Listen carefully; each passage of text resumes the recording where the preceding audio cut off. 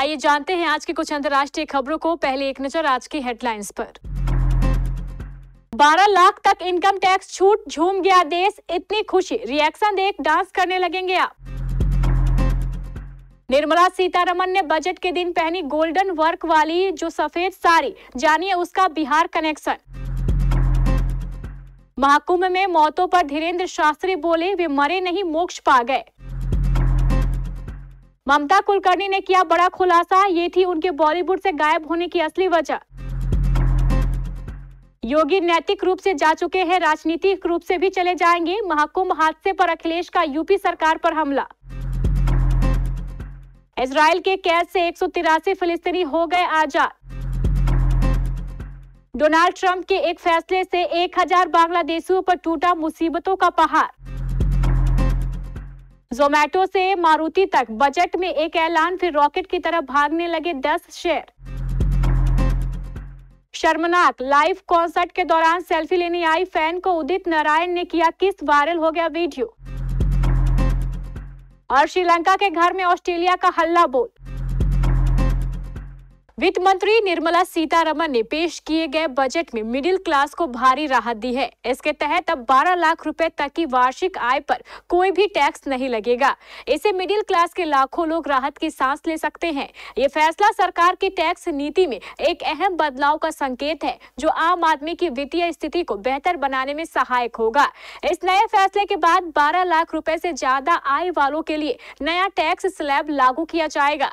Budget के बाद social media पर लोगों का उत्साह नजर आ रहा है। जहां लोग सरकार के इस कदम का जमकर स्वागत कर रहे हैं, उनके मजेदार और खुशी से भरे रिएक्शन तेजी से वायरल हो रहे हैं। कई यूजर्स तो इस खुशी में झूमते हुए डांस करते नजर आ रहे हैं। केंद्रीय वित्त मंत्री निर्मला सीतारमण जब वार्षिक बजट में आने वाले वर्ष के लिए सरकार की राजकोषीय नीति को प्रस्तुत करती हैं, तो अपनी साड़ियों को लेकर भी सुर्खियां बटोरती है। हर बार बजट के दौरान उनके द्वारा पहनी गई साड़ी के पीछे कोई कहानी होती है। वित्त मंत्री की साड़ियां भारत की विविधतापूर्ण संस्कृति और विरासत का प्रतिनिधित्व करती है। इस साल वित्त मंत्री निर्मला सीतारमण ने बजट पेश करने के लिए सफेद रंग की साड़ी पहनी, जिसके किनारों पर गोल्डन वर्क था। उन्होंने इस साड़ी को लाल ब्लाउज और एक शॉल के साथ कैरी किया। वित्त मंत्री को यह साड़ी पद्मश्री पुरस्कार विजेता दुलारी देवी ने उपहार में दी थी। जब वित्त मंत्री निर्मला सीतारमण मधुबनी स्थित मिथिला आर्ट इंस्टीट्यूट पहुंची थी, तो उन्होंने दुलारी देवी से मुलाकात की थी। तभी दुलारी देवी ने उन्हें साड़ी भेंट की थी और वित्त मंत्री ने इसे बजट वाले दिन पहनने का अनुरोध किया था। प्रयागराज महाकुंभ में मचे भगदड़ में मारे गए लोगों पर बागेश्वर धाम के धीरेन्द्र शास्त्री के मोक्ष वाले बयान पर शंकराचार्य स्वामी अभिमुक्तेश्वरानंद भड़क गए हैं। शंकराचार्य ने धीरेन्द्र शास्त्री को लेकर कहा है कि अगर वो भी मोक्ष पाने के लिए तैयार है, तो हम उन्हें मोक्ष दिलाने के लिए तैयार हैं। दरअसल धीरेन्द्र शास्त्री ने महाकुंभ भगदड़ को लेकर कहा था, महाकुंभ में हुई ये घटना निंदनीय है, लेकिन एक बात कहूं, यह महाप्रयाग है, यहाँ मरा कोई नहीं है। हर असमय चले गए तो दुख तो है, लेकिन जाना तो एक दिन सबको है। कोई पहले चला गया, कोई बाद में जाएगा। यहाँ जो मरे हैं उनकी मृत्यु नहीं हुई है, बल्कि उनको मोक्ष मिला है।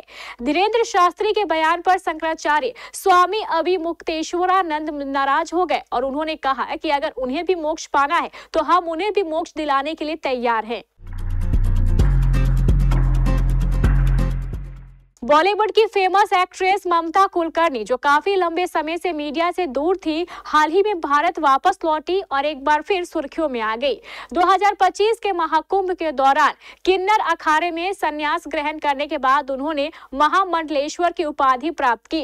इसके बाद ममता पहली बार पॉपुलर टीवी शो में नजर आई, जहां वो अपने बॉलीवुड छोड़ने और संन्यास के फैसले के बारे में खुलकर बात करती दिखी। इस शो में ममता कुलकर्णी ने बताया है कि फिल्म इंडस्ट्री से गायब होने के पीछे उनकी मेंटल पीस की तलाश थी। एक शो में पूछे गए सवाल पर महामंडलेश्वर बनने के लिए वेदों का ज्ञान होना चाहिए, तो ममता ने तुरंत सप्त श्लोकी दुर्गा पाठ किया, जिसे सुनकर लोगों ने उनकी सराहना की और तालियां भी बजाई। हालांकि सोशल मीडिया पर कुछ लोग उनके श्लोक में गलतियां पकड़कर उन्हें ट्रोल भी कर रहे हैं। समाजवादी पार्टी के अध्यक्ष अखिलेश यादव ने प्रयागराज महाकुंभ में पिछले दिनों हुई भगदड़ की घटना के लिए राज्य की भारतीय जनता पार्टी को पूरी तरह जिम्मेदार ठहराते हुए कहा कि संत महात्माओं और आम जनता का भरोसा खो चुके मुख्यमंत्री योगी आदित्यनाथ नैतिक रूप से जा चुके हैं और अब राजनीतिक रूप से भी चले जाएंगे। सपा की ओर से यहां जारी एक बयान के अनुसार यादव ने कहा है कि प्रयागराज महाकुंभ में भगदड़ सरकार की गलती से हुई है, इसके लिए पूरी तरह सरकार जिम्मेदार है।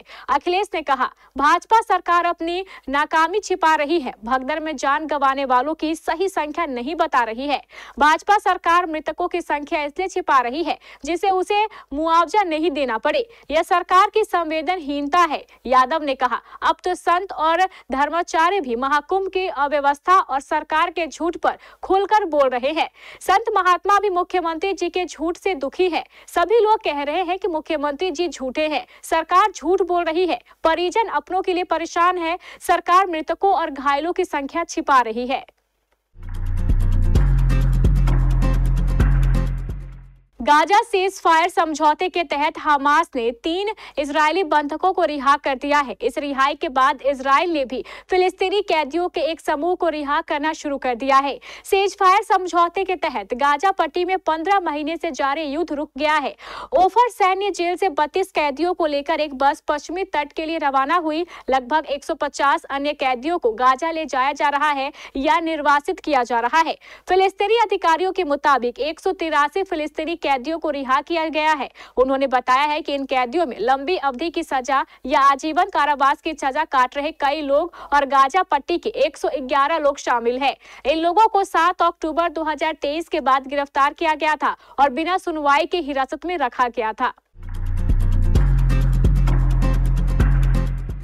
अमेरिका में डोनाल्ड ट्रंप के सत्ता में लौटते ही बांग्लादेश की अंतरिम सरकार के सामने एक नई चुनौती खड़ी हो गई है। अमेरिकी सरकार ने बांग्लादेश को दी जाने वाली आर्थिक सहायता रोक दी है, जिससे वहां कई विकास परियोजनाएं और अंतर्राष्ट्रीय संगठनों द्वारा संचालित योजनाएं संकट में आ गई हैं। इसका सीधा असर वहां की अर्थव्यवस्था और बेरोजगारी दर पर पड़ा है।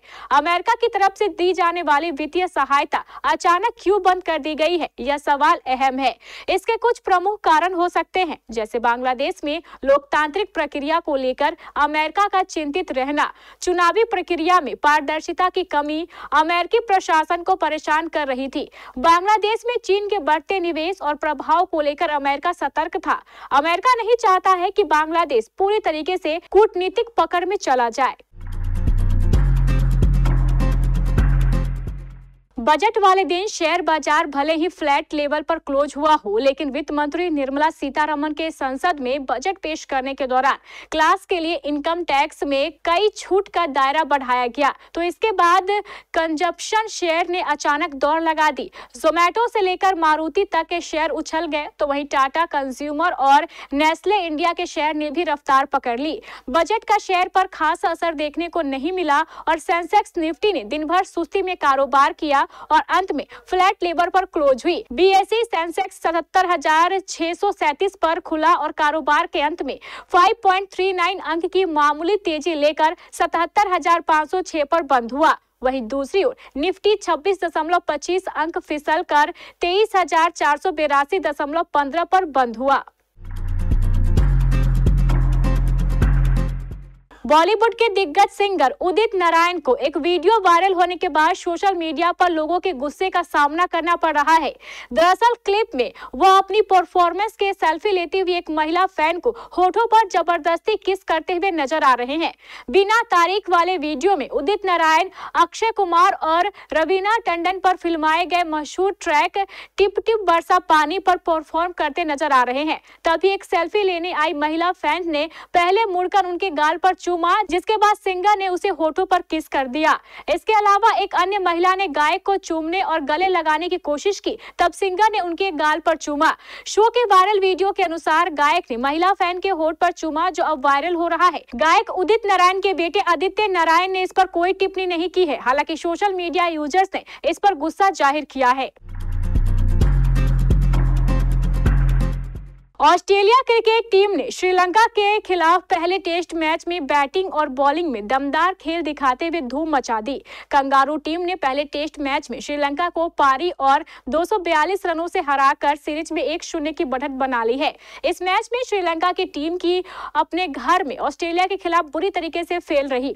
खास तौर से बल्लेबाजी में श्रीलंका टीम ऑस्ट्रेलिया के खिलाफ बुरी तरीके से संघर्ष करती हुई दिखी। मुकाबले में ऑस्ट्रेलिया टीम ने पहले बल्लेबाजी करते हुए 654 रन बनाकर अपनी पारी को घोषित किया था। इसके जवाब में मेजबान श्रीलंका की टीम अपनी पहली पारी में सिर्फ 165 रनों के स्कोर पर सिमट गई। ऐसे में ऑस्ट्रेलिया ने श्रीलंका को फॉलो ऑन दे दिया।